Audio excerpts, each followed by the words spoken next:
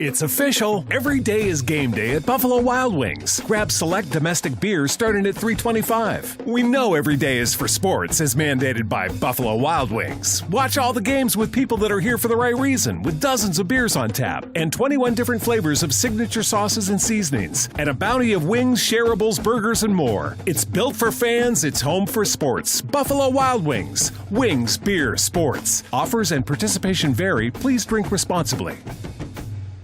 Blog Talk Radio. Well, good afternoon, folks. Once again, it would appear that I'm coming in about a minute or two late to my own program. Imagine that. Well, happy Monday to everybody. I wish I could say it's a happy Monday, but it's been a very challenging Monday, to tell you the truth. But I am very, very glad that I'm on the air at least twice this week, which is exciting because I'm headed to New York City. I want to do a couple of really super fast reminders to everybody before we actually get on the show because I don't want to keep my wonderful guest, Alexa, waiting for too long. But a couple quick reminders.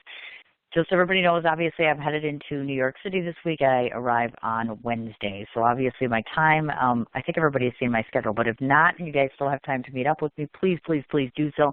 Send me a quick love note on my email, which is cin4251@gmail.com. Otherwise, go ahead and visit my social media page, whether it's Facebook or obviously Sin's Chat Corner, and let me know if you've got some time to meet. Again, a reminder to everybody, I made the announcement last week as far as two things. My film is still not filming. Imagine that. We're still casting. Art is Alive. That's my festival. Sorry. Love's Two-Way Mirror. If you go ahead and look it up on Facebook or type into a Google search, Love's Two-Way Mirror, you'll see the criteria for my casting. Ages 35 to 55, locations in New York City, LA, as well as Wisconsin. Still got room for probably 2 more in New York, 2 more in LA, and then I think we should be all set. So if you're interested or you know someone who's interested, please send them my way. Obviously, as it relates to my show, in case anybody hadn't heard, I'm like screaming up and down on the inside right now. As you know, I'm finishing up my shows this month, and then, of course, in June, and then in July, and then, of course, we take a hiatus to film my movie. And then when I come back, of course, we're starting the Sin Network, Sin being synonymous with my nickname, short for Cindy. So everybody calls me Sin, and it's going to be the Sin's Independent Creative Network. I am so super excited about this. I can't even tell you. I am launching a platform whereby not only am I taking my radio show and turning it into a television network, but I am also getting the capability to be able to screen and show indie film festival movies. We'll be able to show music videos. We'll be able to have some web series on there. We're going to get my son's comic book made into a web series. I can't even begin to tell you how excited I am about this. Super excited. So the launch has been starting. Obviously, we've been starting to talk about it. So if anyone is interested, if you have a product, if you have a service, if you have a person to recommend, if you have somebody who wants to be interviewed on my show, all direct inquiries for right now, cin4251@gmail.com to anyone who's a publicist or otherwise. I'm putting a pitch deck together. Unfortunately, it's pay to play, but pay to play in a good way, meaning by that most of the time it's pay to play and then you're paying to get on. In this case, you're paying to play, but in the interim, we're working it out with the network so whereby when your product shows, you gain revenue back from it. So basically, you're almost kind of paying in to get paid right back, sort of. This way, it pays for the bills, keep the lights on, everybody's happy. So if you're interested, please, like I said, go ahead, email me, find me on social media. Last reminder before we start the film festival, August 16th to the 19th in New York City. Art is Alive Film Festival, still accepting submissions for web series, shorts, and features at the bargain price of $30 a submission. We're taking screenplays at the bargain price of $20. And, of course, youth films are still stuck at that day rate of $10. Why? Because kids are broken, because they need exposure too. So go ahead to submit artisalive.filmfestival.yolasite.com or visit my Film Freeway page at filmfreeway.com, Art is Alive Film Festival. So without further ado, you want to stop listening to me and you want to start listening to Alexa. She's a lot more interesting than I am. And let's get going with our show. Hi, Alexa. Hi. Thanks for having me. Oh, no, thanks for waiting for me, as a matter of fact. Boy, sometimes things go off without a hitch, and then sometimes you have those Mondays where you're like, oh, my God, everything that could go wrong today is totally going wrong today, just so you know. You're like the highlight of my day. You and my children, it's like the two things for me today. That's all I got for today. God, so I'm like, hopefully put a smile on your face. Oh, my God, without a doubt. The first thing you already did was you put a smile on my face a couple days ago when I started researching it because you're god-awful cute. Oh, my God, first of all, why are you single? Let's start right off with that because I'm like, she's single. What? What is that? You are too cute. Seriously. Oh, thank you. Just haven't found the right person yet. Seriously. Well, and first of all, you were just so way busy that I'm like, I couldn't even picture. I'm like trying to think about this young woman here, meaning yourself, having any kind of a love life. And I guess in some ways your schedule almost doesn't dictate that. It sounds like you're extremely, extremely, extremely busy in a good way, which is very cool. But I had to start off by asking that because I thought, well, yeah, interesting. Okay, so we have a lot that we want to get into. So I want to start off with the basics, of course, obviously, because a woman like yourself, and we talk about female empowerment, and we talk about oftentimes women cannot see the special parts inside of them. A lot of times they need that glowing little light or inspiration, as we put it, which you're very big on doing. So I want to talk about when you were younger, way back in the beginning, when you're a small child and then forth. Talk to me about some of your own personal inspirations that made you feel empowered or embraced your special qualities when you were first young that you still remember today, that still stay strong with you. Yeah, that's a good question. Well, my parents always told me the story of when I was younger. They would ask me, what do I want to be when I grow up? And I would say, I want to be a CEO. And I didn't even know what CEO stood for, but I knew there was power and meaning behind it. And I knew I was always someone that wanted to be able to create what I wanted to create and do what I wanted to do, and not really having someone to follow. And from the time I can remember, I've always been a very passionate person and very intuitive into myself, where I have journals and journals of just things that I wrote down, dreams, goals, things that inspired me. I just always wrote it down, and it was very personal to me. I would not really share it with anyone. I was very shy growing up, and now I'm a public speaker, but I was super shy. And I think that the course of really just writing down things and really looking at other people that were doing, that were achieving their dreams, that always inspired me to try to find what I was passionate about and what I wanted to achieve. And from the time, I would say probably freshman in high school, I started to gain more confidence and started to get really more into leadership. And at that time, I made it my goal and my mission to make a difference in at least one person's life every single day. And I still hold that to be true in my business and my life to this day. You betcha, absolutely. In fact, I had noticed, and I wanted to ask about this because I had seen, when I was researching you, one of the things that was very moving to me is it would appear that your mother has been a huge, huge influence on your life.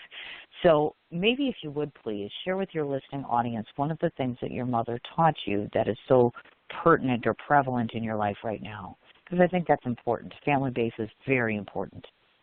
Yes, my mom always taught me to have confidence in myself. She would always work to instill confidence and self-love and always lifted me up to say, you know, I believe in you. You have to believe in yourself. She supported any of my dreams. Everything that I dreamt, she was a big support. But, I mean, the number one thing that she always instilled in my life and my sister's life was confidence, to be confident in who I was. That's very, very cool. Now, I imagine, of course, because we've all at one point in time been at that point where we're thinking to ourselves, you know, we're just not as wonderful as we like ourselves to be, or we look in the mirror and we see something we don't like, or we look at our figure or something that happens in our life that we're less than pleased with. So tell me, obviously you've grown into a very young woman very quickly. You've had some life-altering experiences. So when you look in the mirror today versus looking in the mirror when you were that 17 or 18-year-old girl, how has that reflection changed for you? Oh, that's a good question. So when I was younger, 17, 18, before I experienced a tragic near-death experience, I looked at myself and I saw a girl that really, like, you know, nothing could touch me. Nothing could happen to me. I mean, I think a lot of young people are like that. You know, we see all these things that are happening in the news or in the media, and we always think like, oh, that, you know, it's horrible, but that's not going to happen to me. And I think that's what it was. I was like very free-spirited, and I still have that free spirit, but of course life experiences change your perspective on things. And back then I would see myself as someone who is going to create something meaningful in the world, but at the same time, I still had some doubt. I still didn't know how. I still didn't believe that I was maybe worthy enough of doing that. And now, through everything I've been through, I know, if I survived what I did when I was given a 1% chance, then I am the 1%. I am the 1% that's going to make my dreams come true. I know that, and I say, like, the universe has my back, and I look at myself and I just see in my eyes that there's nothing that can stop me unless I stop myself. Very good answer to that question. That's for sure, without a doubt. And since you did happen to mention it, and please, whatever you're comfortable with sharing, because I think a lot of times when people come on my show, they don't realize the impact that they have by speaking to something personal about themselves, and their circumstances can touch and cultivate a feeling or something inside of someone else. So if you wouldn't mind, obviously, of course, I'd like you to speak a bit about what happened when you were much younger. Obviously, of course, getting to a point of near death like that has to be both frightening but also makes you a bit more fragile for a certain amount of time. So if you would, please, share some of that experience with your audience, as well as indicating to them why it's so important to make every single second. Yeah, so when I was a senior at the University of Florida, I was a few months away from graduation, and I started having flu-like symptoms, and I had the shivers and a high fever, and I was actually preparing to have this 1,000 likes party on Facebook with the blog that I was running at the time. It was my own blog called Hello Perfect that I started in college, and I was preparing for this party, and I told my mom to come up, and she was hesitant because she's like, no, it's a college party. And I said, no, you've been a huge support. I want you to be here. She came up that Saturday, and that morning she took me to the walk-in clinic because I was still not feeling well.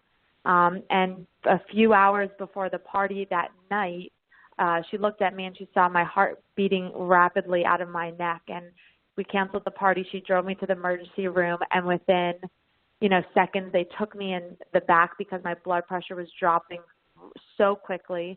And it started with one doctor around me, 5 doctors, and all of a sudden I remember they put me in this room and there's like 25 doctors surrounding me, and unknowingly my body was going into septic shock, and so a bacteria got into my bloodstream and started killing all of my organs. 1 in 3 people die from sepsis, and they took my mom out of the room I was in, and they said, we have to induce your daughter into a medical coma. Call your family. She has 24 hours to live. And they induced me into a medical coma. I was in a coma for 6 days in the ICU for a total of 10. And they gave me a 1% chance. And this drastically changed my life. I experienced so many different things while I was in the coma. And even when I was out of the coma, I still had a mask on my face, a tube down my throat. And I was hooked up to 9 different bags of antibiotics, so I couldn't move, breathe, or speak on my own. So I really tuned into the power of my mind, and it was really the only thing that I could control at the time. And through this experience, I have been so grateful that I survived. But at the same time, through everything, like you could call like going to the other side or hallucinations or dreams or whatever people want to believe, I never once feared that it was like the end of my life. I was very much at peace when I was in the coma, but I knew it would change my life. And I was discharged from the hospital, and I ended up being able to graduate on time. But 6 months later, I was living in New York City, interning at a top fashion magazine, which was always my dream. And I ended up getting sick again, and that's when I was diagnosed with an autoimmune disease, and that has been the hardest thing to ever deal with. And I share it very vulnerably and very authentically because you see a lot of people, especially leaders, business leaders, people who coin themselves as experts, they talk about the past. They talk about they went through this tragic time, and this is what they learned, and now they overcame it, and their life's great. And I can easily talk about my near-death experience because obviously that's in the past. I overcame that. Right. But with an autoimmune disease, you never overcome it. It's something that lives with you every single day, and anybody with chronic illness can understand that. And I spent a lot of years. I had to move home from New York City, spent 4 years in and out of hospitals, in and out of doctors, and really putting my whole life on stall. And you can imagine I was 21 years old. So from 21 to 24, I mean, I felt like all my dreams were just taken from me at this peak moment in my life. And through this, I really understood, the power of changing your mindset. And I wanted to share what I was going through with others. And once I did, that's when I really started to build this authentic and real following, because people want real, like you just said. People that share their personal stories, it really does help others because you can relate more. And so while it is scary to share about something that you're currently going through, I do that for a reasoning behind it. And it also gives me the drive to know that, you may never know why things happen, but if you could put purpose and meaning behind it, it allows you to continue to live the life that you've always wanted. I always say, my past is part of me, and this autoimmune disease is part of me, but it does not define me. And that poses a really interesting question, because and I bring this up for a reason, of course, because as you said, autoimmune disease is not something that just ceases and is finished now. Like, you go through treatment starting this day, ends with this day, and that stuff. So I'd like you to talk a bit about, because I've talked about this, my son was a patient for over 3 years, and it derailed a good number of things, and I won't lie. You become very discouraged at times, and you become very disheartened in terms of what your future will hold because of unexpected illness.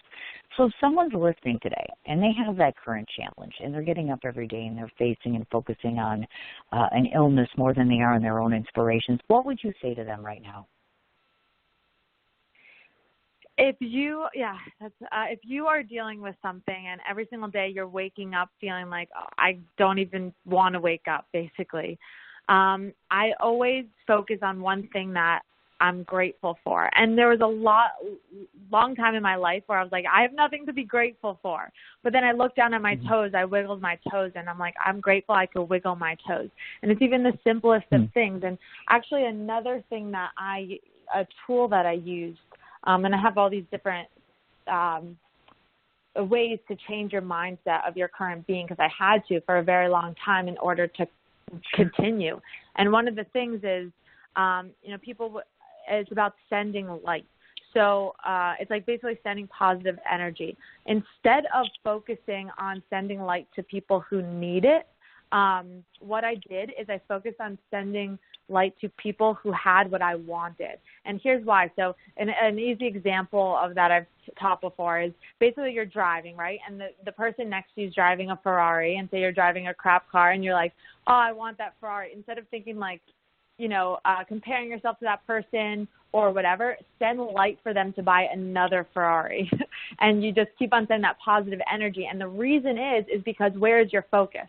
Your focus is on them getting that Ferrari. And so it's on something positive versus focusing on someone that may need something that is at a loss of it. You want to focus your life on abundance in order to create an abundant life. And so I always focused on someone that was so healthy, the peak healthy. Like if I could just imagine like the healthiest person, that's who I would picture, and I would just so much more health their way. And by focusing on that, it helped.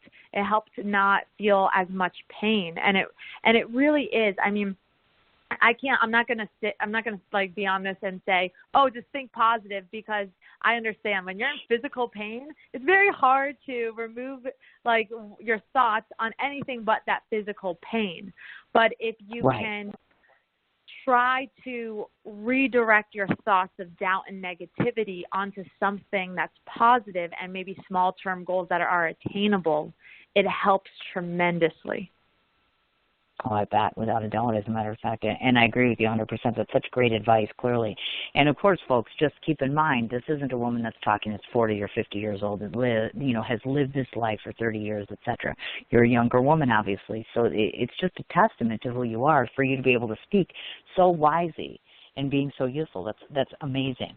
Now, I took note of the fact that I saw that for a year you had studied at the Institute for Integrative Nutrition. So I was curious to ask if you did that for a professional reason, or is that for more health purposes? I was just curious on that because that's a little different study. You know, I've never heard of somebody going to an institute for nutrition. That's kind of cool. So this was after I was diagnosed with autoimmune. I was trying to heal myself, and really nothing was working. I was going to all different doctors, and I wanted to look into healing myself through food. So I'm always been, and I started my first business at 17. So I've always been the person that wants to always do things that move my career forward as well.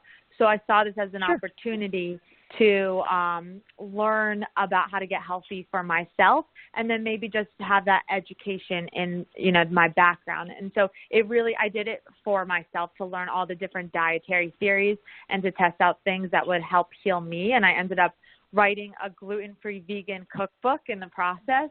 Because, really? So there was a long time where I wasn't able to digest a lot of foods. And at the time, gluten-free and vegan was working for me, but it was very hard to find both on the menu. Usually there's a gluten-free menu or a vegan menu. And I was just out of college. I didn't have a lot of money to spend on so many expensive ingredients, nor did I'm like that passionate about cooking. So I didn't want to spend hours and hours in the kitchen. So I was like, well, let me try to create my own recipes. And this was also a way to help, you know, not feel so bad about myself, because I was really living in isolation. I was too sick to go out. I couldn't go out with my friends, and my whole life really just changed. And so during this time, I decided to create all these healthy recipes, and I turned it into a cookbook. And that's really a story of turning obstacles into opportunities. And that's something that I speak on very, very frequently. That's very, very cool. I didn't know about the cookbook. That's absolutely awesome. So since you brought it up, so is it available for purchase? Do they have to come to an event to get this? Is this on Amazon? Can we find it somewhere? Yes, it's on Amazon. If you just type in Alexa Carlin on Amazon, you'll find it. But it's called The Simple Gluten-Free Vegan Cookbook, the Carlin. That's absolutely awesome, as a matter of fact. And that's something I might check out. I myself recently was having a health issue. I had this partial stroke like 6 months ago, and now I'm on this diet of a heart patient. So I like literally can eat nothing. So whenever somebody says to me, oh, wait, I've come up with something that's healthy, I'm like, yay, can't wait to check it out. I mean, part of me is like, yay, and then the other part's like, that's not very exciting. But I love it. That's awesome. I'll have to check that out. Thank you for sharing that, by the way, because I really had no idea. So that's kind of where I thought that came from, because I'm like, yeah, nobody, I would think, studies nutritional things unless there's some backdrop to that. So that's really, really super cool. Now, as you mentioned, you had actually, at the age of 17, started a business. And so one of the things that I found so interesting about that was, you know, most of us at age 17 literally, first of all, haven't moved out of home. We haven't even given a thought to what we want to do with the rest of our lives. And here you are initiating and launching one of many different projects of your own. So talk a bit about what that experience is like to be so young and feeling so embraced with energy to want to go forth and produce something of this magnitude at such a young age. Well, like I said in the beginning, I always wanted to make a difference, and I found I was elected student body president going into my junior year of high school, and then I was reelected going into senior year. And I remember I was like going school shopping before senior year, and I saw this T-shirt that really stood out to me, and it was by the company Omni Peace, and their mission was to use fashion to help these villages in Africa become self-sustainable, and they would donate a percentage of proceeds to build schools. And I just became very passionate about it, and I wanted to do something, and I wanted to create something that would help their mission. And I saw that they didn't have bracelets, and I was passionate about fashion at the time, and they didn't have bracelets on their website. So I was like, hey, maybe I can design bracelets for them. I send to any email contact page I could find, I send them my idea. Never heard back until 4 months later when I got an email where the founder wanted to set up a conference call with me. I don't think they knew I was a senior in high school, but I ended up I ended up becoming the sole licensee to design jewelry for this LA-based fashion company who garnered the likes of Jennifer Aniston, Courtney Cox, Zac Efron, and it was my first real dive into entrepreneurship. And I didn't know how to do any of it, but I figured it out. And through senior year, I really I developed the design. I found a factory in Taiwan, and by graduation time, I started selling these bracelets word of mouth. And then going to college, I had to create a website and figure out how to do that because word of mouth marketing didn't really work so well when you don't know anyone at a college of 30,000 students. So I then dove into that online marketing world, and I was running this full business out of my dorm room freshman year of college. And that was the onset of every project that I've done since and anything I dove into regarding entrepreneurship, because I saw the power of turning an idea into reality and how fulfilled you become through achieving something that's meaningful to you. It has to be meaningful to you. And I was donating a percentage of proceeds to their mission, and it was just so incredible. And that feeling has never gone away. And so that's what I always strive for. So absolutely awesome. It is. And one of the coolest things is, just so you folks know, it was for a place called Omni Place Foundation, as I recall. That's where you're making those bracelets. Just out of curiosity now, to this day, do you still produce that? Because I think it's kind of cool whenever somebody can make something handmade. I think that's awesome. I'm like, God, I hope she's still doing that. Do you still make anything handmade, period, just to make them or just to sell them? Not right now. No, I don't. Not probably handmade, for at that. least. Okay. Gotcha. Because Yes. that would be kind of cool, because no, I could see you doing a line of something. You know what I mean? Yeah, maybe in my future. I have plenty of journals filled with all my ideas. I always say, okay, so I've been very passionate, as you could tell, like about many different things. And I think a lot of people probably listening are like, oh, I have a dream of this. I want to do this. I want to do this. And I always say, you know, especially women, we can achieve it all, but maybe not all at the exact same time. And I focus on the domino effect, because I was getting very overwhelmed. I wanted to write my book. I wanted to create Women in Power Expo. I wanted to create an online program. I wanted to do my own fashion line. And each one requires your full amount of energy and attention in order to make it great. So what I say is, like, what's the domino effect? What's that big thing, that big domino that will help you accomplish every other dream that you have? So then you can focus all your attention on that. And then once that starts going, then you can go on to your next dream and goal and so forth. And that's kind of what led me to really focus all of my energy on Women in Power Expo, and through that, public speaking as well. Oh, you bet, without a doubt. And the interesting part I was going to say is, we just had a conversation on my show about this a couple of weeks ago, so I want to get your take on this because you're a younger woman. Most of us that live in the world, you know, we as women fight very, very hard to establish our place and our position as it relates in the world.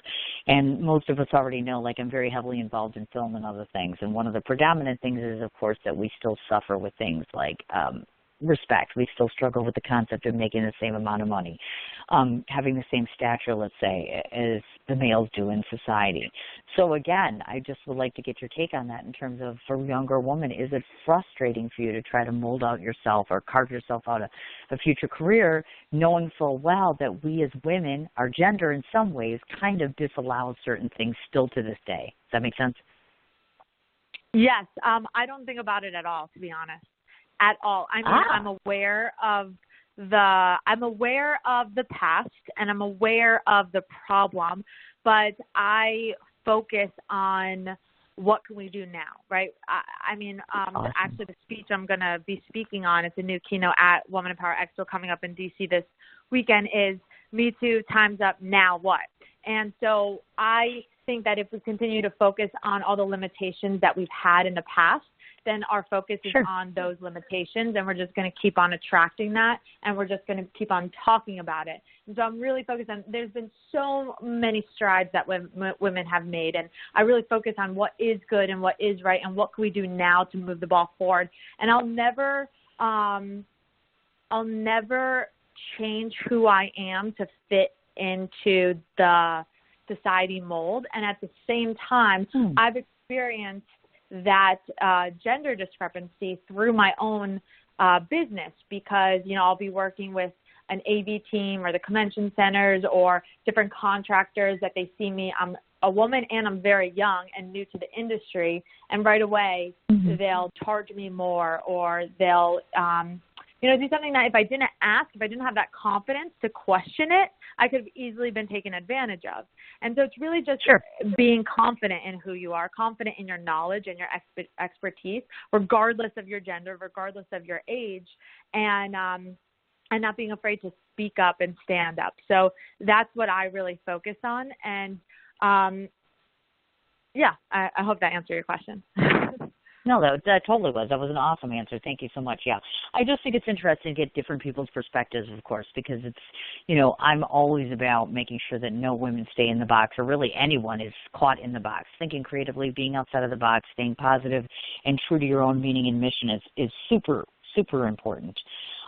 Now about your mission, because you do about as much as I do, which is so impressive for a woman who's much younger, because every day I'm like, I don't even know how I'm going to find time to do what I'm trying to do right now. So we're going to break down the various things that you do, of course. First of all, before we actually get to the expo itself, I wanted to talk about something that you do, which is, of course, you created something called beapublicspeaker.com, of course, and you offer video teaching to other individuals who want to get involved in the public speaking format, let's say. Now, I often speak with individuals, so the first thing we want to talk about is in terms of public speaking. Have you ever been just nervous or walked up to a crowd? Like, I know every time I do a show, I've done this 7 years now, but every time before I go on the air, always nervous, always got to do that little pep talk with myself, etc. So tell the folks a little bit about in terms of what you offer through this video in terms of public speaking, and tell them some of the challenges and some of the obviously push points about doing public speaking, because it's got to be so fulfilling in the heart. Yes, public speaking has been my number one marketing tool for my business, and the thing that has brought me so many incredible opportunities, and I've met so many amazing individuals. It's a huge, huge passion of mine, and that's why I created beapublicspeaker.com, because I've seen the power of sharing your story, and I've seen how public speaking can explode your impact and income. And you don't have to be the most confident person. Like I said, I was so shy when I was growing up. And what I've learned really is that, and through this, the Be a Public Speaker is a 4-week training course and it goes over everything from how to craft your signature talks, to how to get booked, to how to use public speaking to create a sustainable business, whether you want to get paid as a speaker or you just want to be more confident when you're speaking on behalf of your company. You need it both ways. And if you're a leader, regardless if you're an entrepreneur or you're a leader in a company, you need to know how to speak. And if you know how to get your message across to influence others, then you're going to be that much more successful. And that's what I teach. It's really having that courage and confidence. And so that's the biggest block. It's really just getting started. You have to go and start and just speak once and then speak twice and then speak 3 times, because confidence is a skill and skills can be learned. You don't have to be born with confidence. And 2 ways that have helped me build confidence is through repetition and knowledge.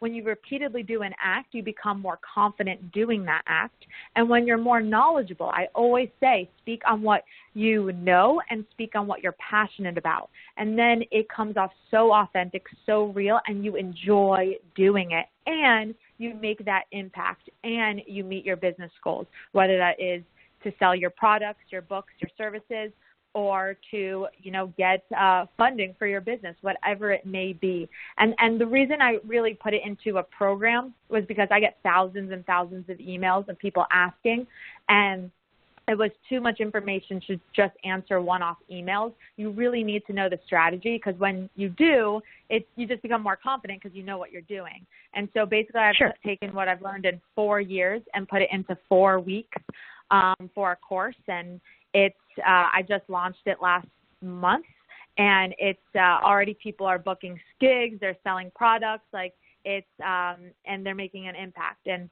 it's just so incredible what you can do by just being yourself and sharing what you're passionate about with others.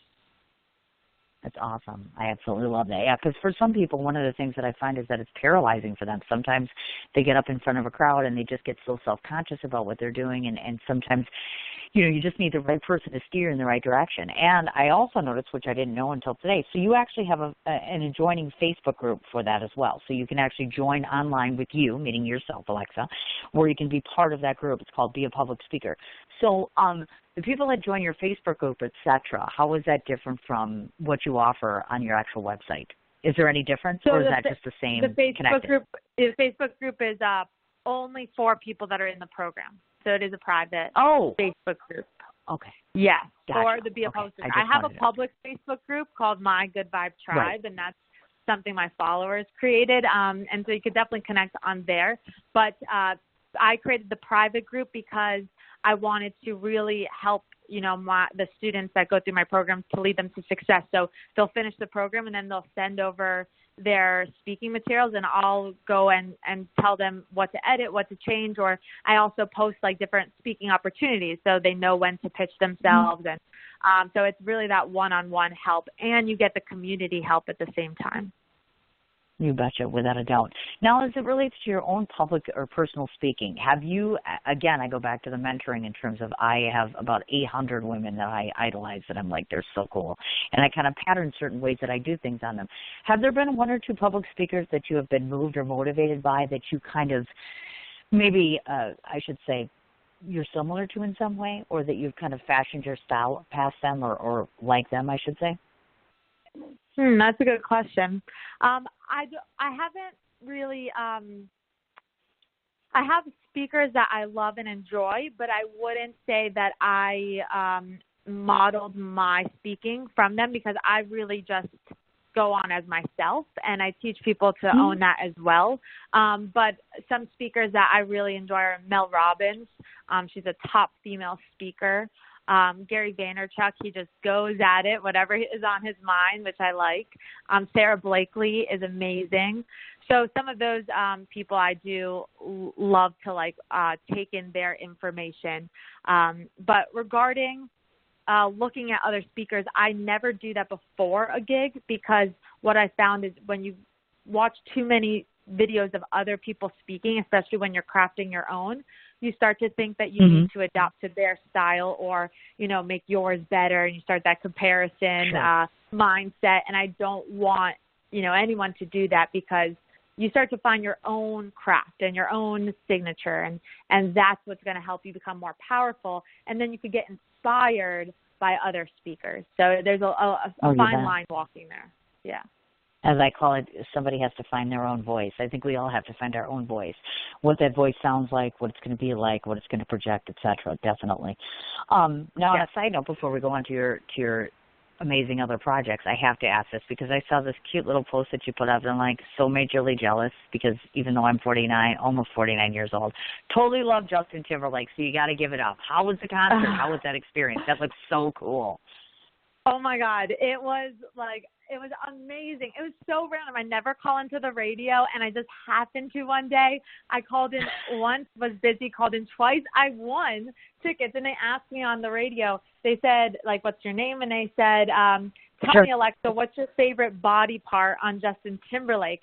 And I go, his smile. And I was so nervous, and I ended up winning. Yeah, I ended up winning tickets. I took my project manager for Women in Power Expo with me as a pump up for this coming up weekend, and it was amazing. I got ground floor tickets, and I said to her on the ride there, I was like, I'm gonna get a selfie with Justin in it, and she was kind of laughing it off, because like I said, I'm a big dreamer, and she laughed it off. I was like, no, I'm not joking. I manifested that already, and I kind of said that jokingly. But the conversation ended there. And then we get on ground floor, and there's this guy walking around with a bunch of VIP bands, looking like he's working the VIP area, which is right next to the stage on the ground floor with a private bar and everything. And I go up to him, and I say, hi, my name's Alexa. This is my first time seeing Justin Timberlake. I was wondering if you could hook up me and my friend with some VIP bands. And he did. He just said yes right away. And oh my God. So amazing. And that's I posted how I always say you never know unless you ask. But it was just so incredible. And then I was right there, like so close to him. It was an awesome concert. Oh my God, I can imagine. That's got to be amazing because he's got a great voice. He's young.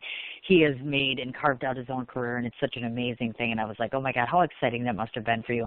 And on top of which, you were also at the New York Stock Exchange. How amazing is that? I only know a few people who've ever done that experience.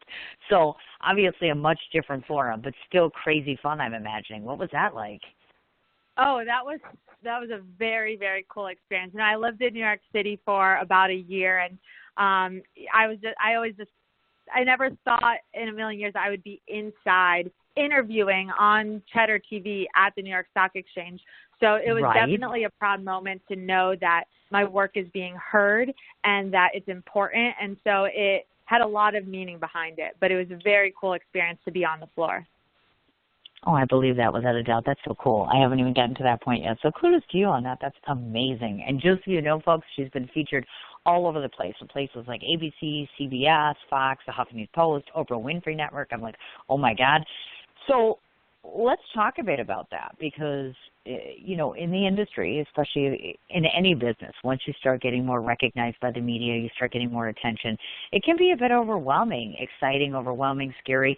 How do you take to all of this? From all of a sudden, here you are at this point in your life, and all of a sudden 6-7 years later, the entire focus has changed. Everything is so different. All this attention and all this accolades and accreditations by other people. How did you take to that? Was that a scary experience for you? Because that changes your life, I would think. Yeah, that's a good question. No one's actually ever brought that up in an interview.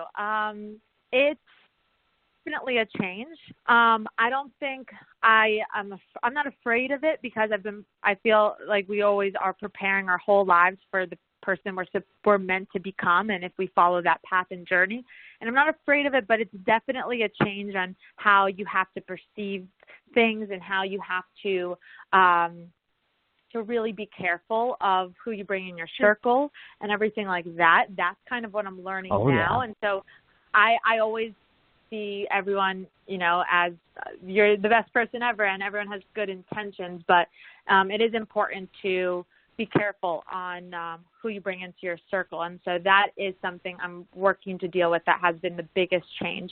But aside from that, I just stay focused on the impact I'm making. And that's my number one focus, even from anything I post on Instagram. It's like, is this going to add value to someone? Is this going to put a smile on someone's face or inspire them? And with that focus, it helps me, you know, keep my head on straight and to really pay attention to what's important. And then also another thing my mom's always taught me is to be humble. So that's another thing.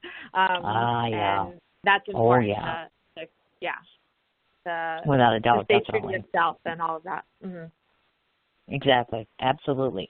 So now we want to talk, of course, about this. You had a blog, Hello Project, as we know, which ultimately led, of course, to the creation of,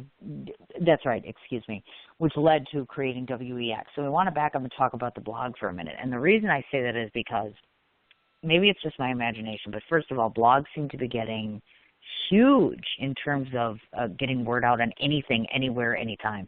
I never realized the significance to a blog until all of a sudden you see how many things are altered or changed or the ability it has to make people aware of things.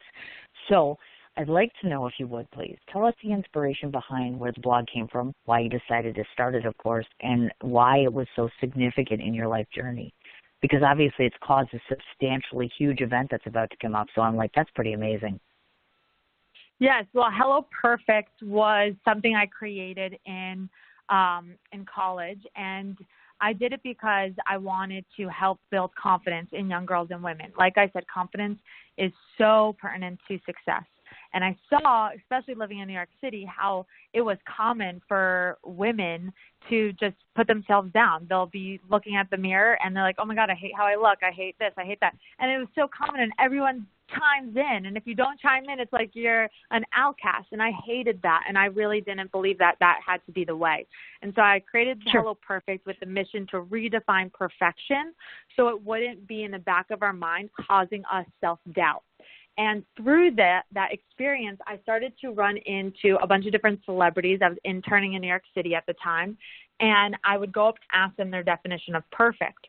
And that really created this movement that really spiraled into seeing the difference someone can make. And with Hello Perfect, I was growing it, and then about a year and a half later is when I got sick. So I was already, and that's when I said I was like planning the 1,000 likes party for the blog Hello Perfect. And so that really changed a lot, obviously, because I now had to deal with this illness and that whole journey. But that's when I discovered that I really want to share my story of what happened. And so I started to create these small events, and I did it under the blog Hello Perfect. And I would bring 3 other people that maybe had blogs that of themselves and had a small following, because I didn't have a following yet, to be speakers at my event. My first event, I got a co-working space in New York City to donate and give us a small classroom, and 5 people showed up. And I was so excited because I was able to inspire 5 people that day. But then the next event had 20 people, and the next had 50 people. And that really spiraled into the creation of Women in Power Expo. And really, you know, my next jump to this entrepreneurial journey and this adventure to create this movement for women to feel empowered, to connect and collaborate, to turn ideas into reality and really do the things that they wanted to do and make that change. And so our first event with Women in Power Expo had 2,000 people. And so it was really this whole journey of what I've learned since I started my first business at 17. And that's why I always say, you know, there's no such thing as a failure or anything like that, because everything leads into that next idea as long as you don't give up. Well, and the thing that I'm sitting here and I'm thinking about, and folks, just in case you just joined us now, obviously, one of the biggest things that Alexa works on is to allow others and to assist them in having confidence in themselves, their talents, their dreams, believing in themselves, believing in their talents, believing in their truer self, so to speak, as I call it. So one of the things that crossed my mind is even though that you're younger, I'm curious if you have dealt with or come across individuals in abusive situations, because the first thing I thought of was you'd be instrumental in inspiring people who have been through serious trauma or serious abuse. Have you been approached by people like this before? Have you dealt with that scenario? I have been approached.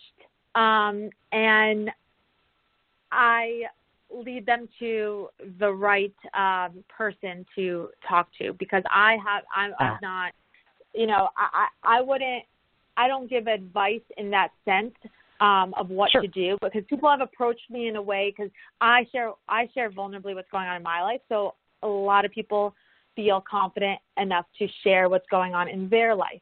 And I've had a lot of people say, you know, I've never told this to anyone, but I feel comfortable telling it to you. And so I do get situations where, you know, I don't know how to handle that the best way. And so I lead them to that right person or that right organization. And I have that, you know, in my core values in my business of where, you know, we would connect them to help them. But regarding inspiration and motivation, like I have spoken to nonprofits that that take in women into a home that were maybe in an abusive areas, and I've just spoken on my experience, and hopefully my story can inspire them to not give up and to keep pushing forward. And so I have in that broader sense. But if someone's come and says, I don't know what to do, I always lead them to that right person or organization. Nice.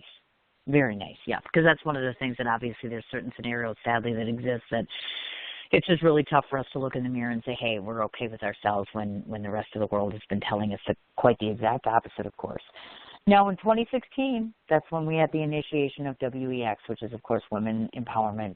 Your entire event, and folks, just so you know, it's a combination of 2,500 women, 50 speakers, all in one day, exactly one day event, happening 2 different times this year, by the way, one in Fort Lauderdale and, of course, the obvious one coming up this weekend in Washington. So first question, because I know that my first year was last year for my festival. I orchestrated everything alone. No staff, no interns, no nothing. I know what it's like to carry the weight. So I had to ask you, because you make this huge event, do you have a heck of a lot of help? Because I'm like, God, I hope this woman's got 50 women behind her, because it's an undertaking.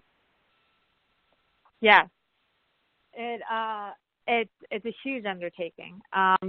the first event I actually had a business partner, and through this experience of having a business partner, I realized, I did 95% of the work.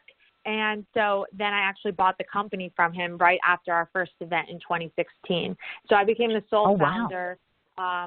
January of 2017 is when I became the sole founder. And that's when I hosted the first Women in Power Expo in DC last year, and then went on to host the second annual in Fort Lauderdale this past October, which had close to 3,000 people in attendance. And so it's very difficult doing it all alone. And so I have had to learn how to delegate. And now I've brought on a project manager, and I have a small sales team and a few interns. But in the beginning, I'm not going to lie. It's so difficult. I work a lot, and that's just kind of what you have to do. I mean, if you believe in your mission and you believe in what you're doing and it's meaningful to you, you just have to keep going, and you just have to focus on creating that impact. You betcha, without a doubt. Now, we're talking about, folks, it's called Women in Power Expo, of course, WEX for short, clearly. So one of the coolest things that I find about this is that you're not offering just one entity in one area. You've got multiple different areas that you address, multiple different speakers looking at different things.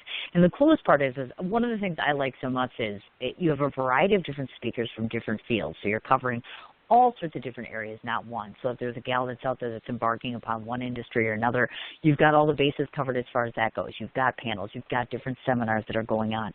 So to a person that's listening in right now, let's say that I've never gone to an expo before, which sadly I have not as of yet. So if I were to ask you to take yourself out of the founder's shoes for a moment and say, what's the number one thing at this expo that people should not miss, what would you say? That's a good question. Right? Well, there's so. Okay, I know. So the first thing I would say, like if I'm an attendee and I just purchased my ticket, I would go on our website, womanempowerexpo.com, go to the DC page and download the schedule and look at all the sessions and highlight or circle what sessions that you want to see that pique your interest. A lot of people go and they get there, and the first time they're seeing the schedule is right after they register. So I would always advise downloading the schedule ahead of time, because there is a lot going on, and it really does depend on your own interest, your own passion. So if you're just going to get inspired and you're not looking to focus on growing your business through social media or looking to, on a specific topic, then I would definitely make sure to watch all the keynotes, because the keynote speakers on the main stage are really coming from a point of inspiration and empowerment and sharing their stories, where the workshops are a little bit more tactical, like how to charge what you're worth or the legal landmines of starting a business. So that's what I would definitely say do not miss. We have Cleo Wade as one of our keynote speakers, and it's going to be an intimate discussion with her and I. And it's if you don't follow her on Instagram, she's amazing. She's a female leader, an artist, a poet, an author. Will be selling her books, and she'll be signing them. And I think she can offer a lot of inspiration and hope to the women in attendance. And then the other thing is exploring the marketplace. We have so many different businesses, and they're all local and women-owned businesses. So that's something important too, because you could just kind of see, what people are doing. You could meet people in your community, and it just starts to spur that inspiration. And also, you could, support them. And it's a really while we have 2,000 people there, it really feels like a community because of the energy, and everyone's so collaborative. And you will. We have feedback from past events where it said, I was so nervous going alone, but right when I walked in the door, I didn't feel alone at all. And they met so many incredible people. And that's what I really work hard on, making sure it's an inclusive event, that everyone feels welcome and energized to really, make things happen. Oh, without a doubt. And one of the coolest parts is that you've got all these various variables that will help a female entrepreneur, whether at the beginning stages, closer stages. There's all different stages of development in which case that you're addressing. from one step to another step to another step. Because some are usually in the fledgling stages, and you've got a bunch of other people that are established but could use more capital. And so you're giving them all the necessary steps to try to flourish their professional side as well as their personal side as well. What I thought was so neat was you have a whole section on there where you can apply to actually speak or to teach or perform at a WEX event as far as that goes. So if somebody is listening in, and let's say they want to get involved with this process and they want to participate and speak or perform, what do you look for specifically? Meaning, is there a set criteria? Are there certain fields, areas of expertise? Is there a baseline of what you accept, just so people get an idea? Yeah, good question. So if you want to speak at a future WEX, I always advise to really, when on the application, we have specific requirements. So when it says to put your 3 signature talks that you'd like to speak on, put their titles and a short, brief description of what they're about. We create our schedule based on the applications we get because it's based on what the community wants. So we had over 500 applications for this past event. We can only accept, I think we have around 53 speakers. But my advice is always to be specific and to speak on a niche topic. Don't submit a topic that's speaking on to inspire women or to, empower them. Don't be so broad. We're looking for people who are experts or leaders in their specific field. And so really showcase that in your application. Absolutely. That's wonderful. Now, I also know that you do work with what's called My Girlfriend's House, which is, of course, that has the whole teen side of things, meaning that the Teen Entrepreneur Expo. So they actually, if I got this right, it's like hosting an expo within an expo. Am I getting that right? Yes. There's a small area in the marketplace where My Girlfriend's House has their own, what we call an activation. And there's going to be 14 teen girls showcasing their business in this teenpreneur area, and attendees could come and say they donate $10 to the nonprofit.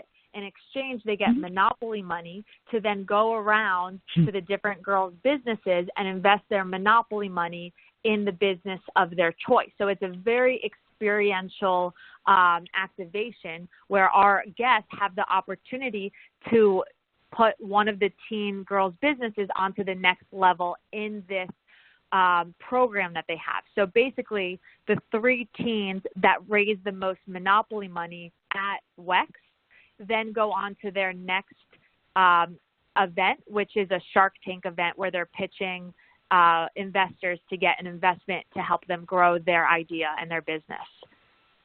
And that's awesome because obviously, of course, most of us, and especially me with having grown children, I know firsthand that sometimes the future, obviously we make what we make, but obviously the future is in the hands of our younger souls. Those individuals out there with a great idea that may just lack a little bit of help or a little bit of backing or pushing. That's phenomenal. That's just phenomenal. That's the coolest idea. I was so excited when I saw that. I'm like, that's amazing. Now, you also obviously are always looking for volunteers, and I know that feeling where it's kind of like, yes, the more people that volunteer, sometimes the volunteers are some of the best people in the whole wide world. And I see that you're all full as far as Washington. Are you still looking for people to volunteer for your Fort Lauderdale event? Yes, Fort Lauderdale, we will begin accepting speakers, volunteers come July, August for Fort Lauderdale. But you could go on the website now and apply. Gotcha. Okay, so that takes care of that portion.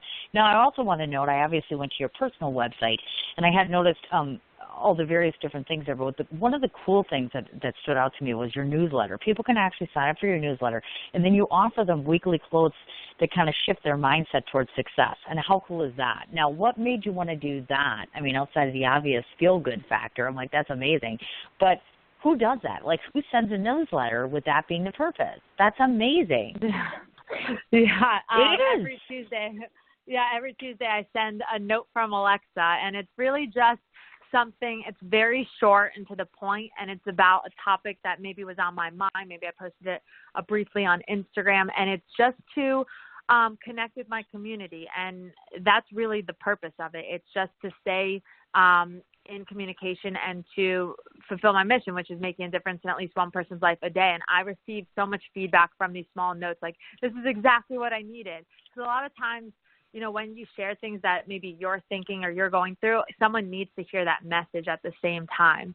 And so that's the purpose of it. Yeah, you could sign up on my website, alexacarlin.com, and it's just every Tuesday a small note or some type of quote that is specific to helping you have the right mindset for success.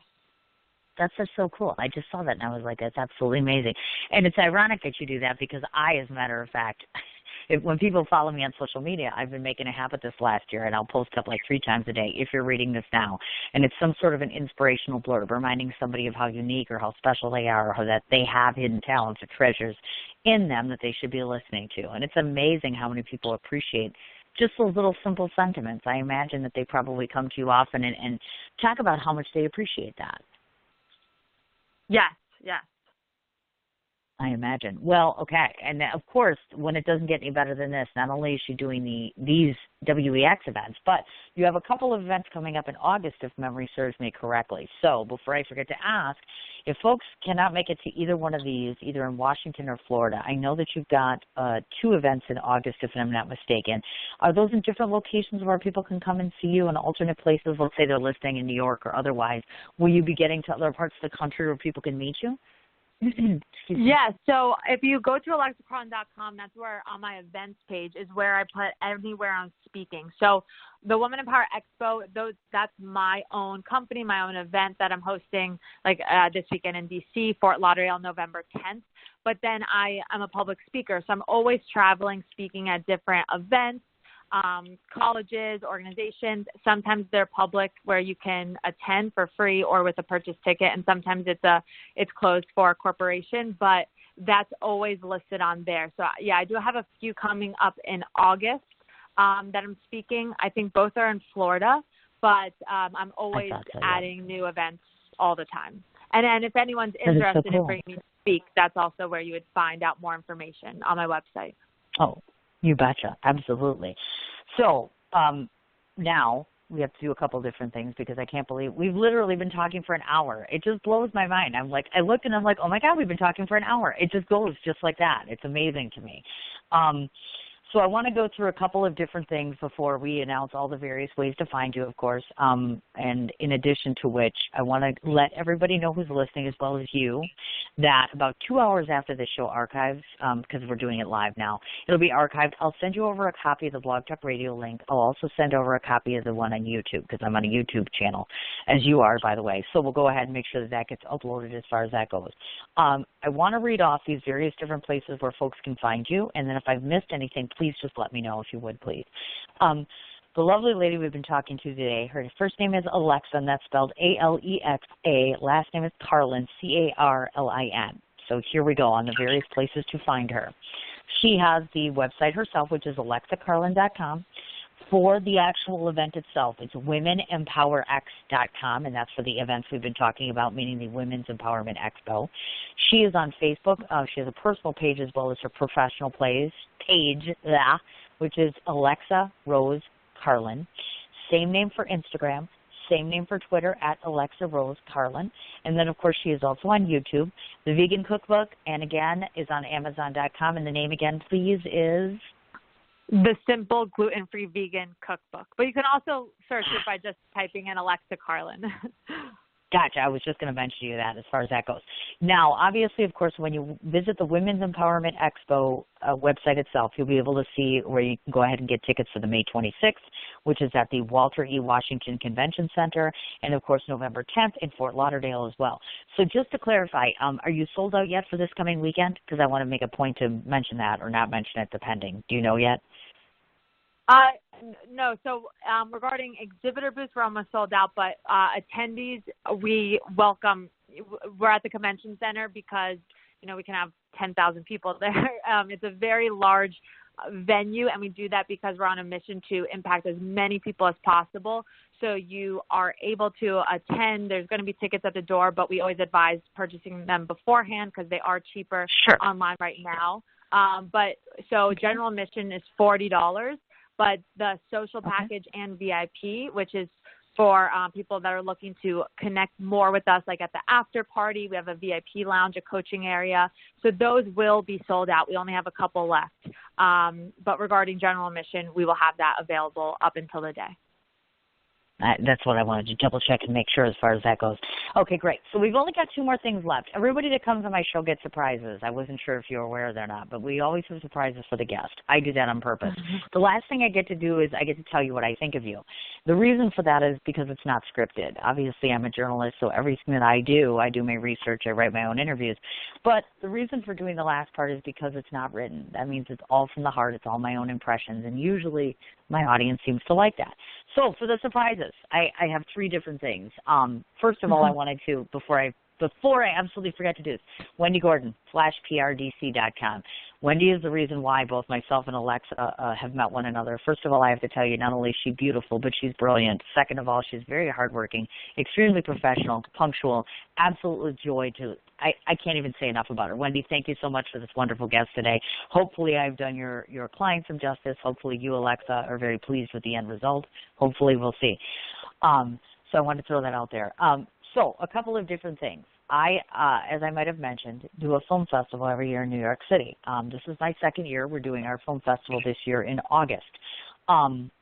One of the things that I wanted to offer to you was, I'm not certain how often you cross over into the entertainment/film industry, because I saw you're housing a Real Housewife, and one of the Real Housewives is actually doing my film.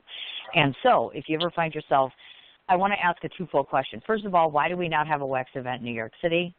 So if I beg, maybe you'll consider doing a New York City event, because that would be awesome, because that's my eventual home. And I'm like, one of the things I'd like you to do is I find you at a very young age to be very inspiring and motivating. So I thought to myself it would behoove me to see if young Alexa will be in New York City in August, to where you could come and speak to my female filmmakers at my film festival, because I think it's important for them to get perspective from a younger audience, in my opinion.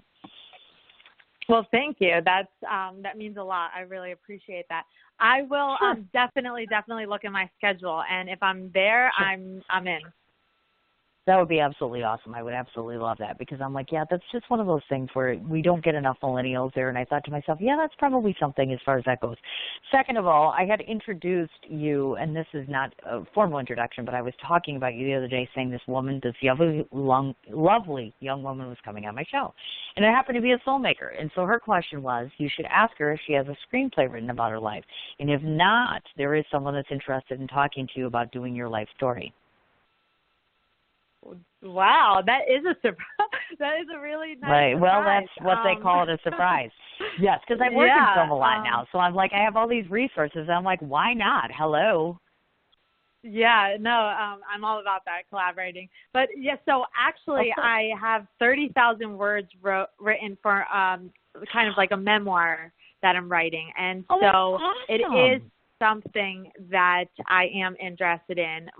My timeline was a book, and then, see where that goes. But I'm always open to the opportunity.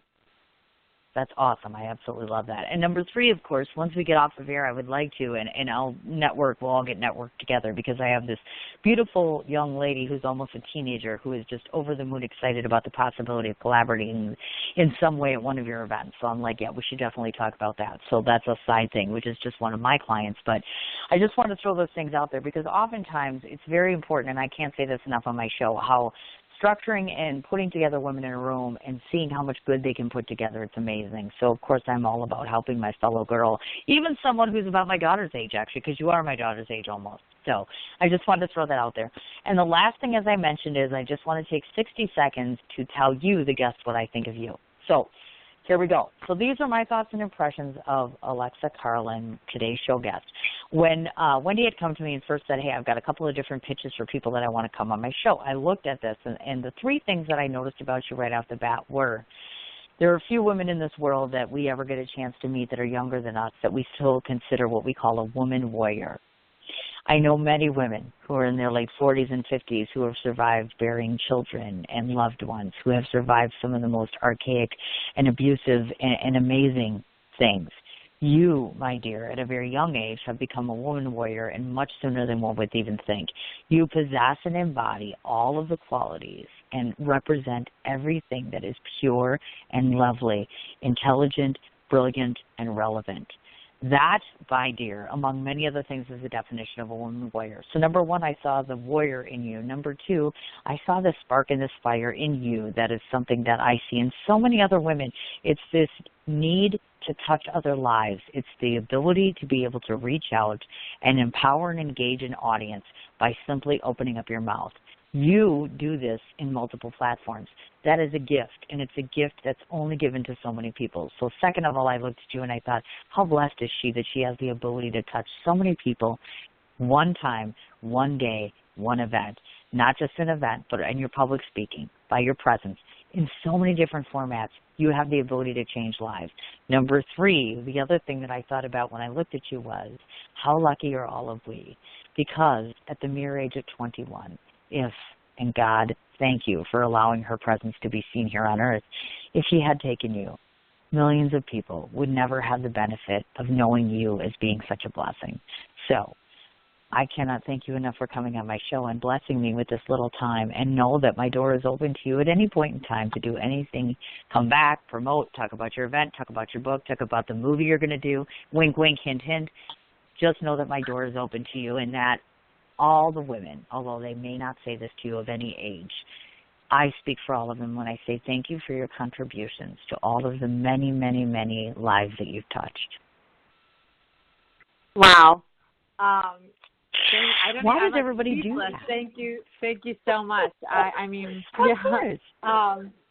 No, I mean, all of your words really do mean so much to me, and I appreciate you giving me this time, and also being open and telling me, and it's stuff like that fuels me to keep going. It really does exactly. Mean a lot to me from the bottom of my heart. So thank you. That's awesome. Anytime at all, my dear. Yes, definitely. I'll send you over the information about the festival, etc. Hopefully we'll get a chance to connect after this. And you know what? That's what I forgot to ask you. I was going to ask you if I showed up on Saturday, would I still be able to get in? Because I just realized I'm in New York City. I'm only 3.5 hours away from you. So I literally could come to your event and come shake your hand and tell you what I think of you in person. I almost forgot about that. Yes, you should definitely come in. I will put you on the press list. That would be absolutely awesome, as a matter of fact. If I had known sooner, I could have came and spoke, actually, at least pitched you that. But I felt really bad because I looked at it today, and I'm like, if I had known this ahead of time, I could have talked to you. But I would absolutely love to. So let's see when we can get together. And thank you again for taking all this time to spend with me. I really appreciate it. Thank you so much. All right, dear. Have a great day. I'll talk to you soon. Okay, you too. Bye. Bye-bye. Right? I mean, look at that. Talk about the younger generation becoming a model spokesperson for millennials and older people and teenagers and you name it. Wow. That's all I can say. My very deep thanks one more time to Alexa Carlin for coming on the show. As I might have mentioned earlier, Wendy Gordon, without you, I wouldn't have had a show today. I wouldn't be here today without her. /PRDC.com. Any all needs as it relates to PR, marketing, you name it, she can do it for you. And she's, did I mention, beautiful on top of that. So please go ahead and check her out. One more time, today's guest, Alexa Carlin. It's called the Women's Empowerment Expo, going on this weekend, May 26th at the Walter E. Washington Convention Center. Otherwise, check it out in Florida, November 10th, Fort Lauderdale. Here we go again, AlexaCarlin.com, WomenEmpowerX.com. She is on Facebook with a personal page, as well as Alexa Rose Carlin, same name on Instagram, as well as on Twitter. She's also on YouTube, as well as Amazon as well. Please, if you get an opportunity to support all of her efforts, whether it is buying the cookbook, whether it is going to one of the WEX events, what it is, or checking out the beapublicspeaker.com. I almost forgot about that one. Go ahead and check that out as well. Go ahead and support her efforts. Obviously, it takes a village, or it takes a tribe in this particular case. And I know this firsthand, so please go ahead and support our efforts. And again, thanks so much to my listening audience, because, of course, if I sat here all day and talked and nobody listened, I wouldn't really have a product, would I?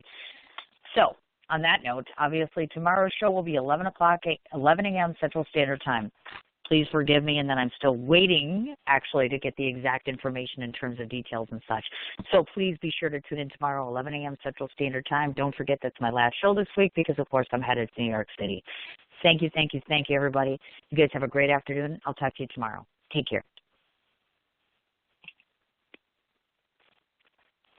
It's official. Every day is game day at Buffalo Wild Wings. Grab select domestic beers starting at $3.25. We know every day is for sports as mandated by Buffalo Wild Wings. Watch all the games with people that are here for the right reason with dozens of beers on tap and 21 different flavors of signature sauces and seasonings and a bounty of wings, shareables, burgers, and more. It's built for fans. It's home for sports. Buffalo Wild Wings. Wings, beer, sports. Offers and participation vary. Please drink responsibly. You work all day, then go home and make dinner. That's not fair, because making your dinner, that's our job. We don't work all day, then go home and do your job, so stop doing ours. Head into Buffalo Wild Wings for America's favorite wings, shareables, burgers, and more. Choose from 21 signature sauces and seasonings to take your dinner from mild to wild. But don't worry, we're dinner pros. If things get too wild, we've got dozens of beers on tap and a full bar to bail out your palate. Buffalo Wild Wings. Wings, beer, sports.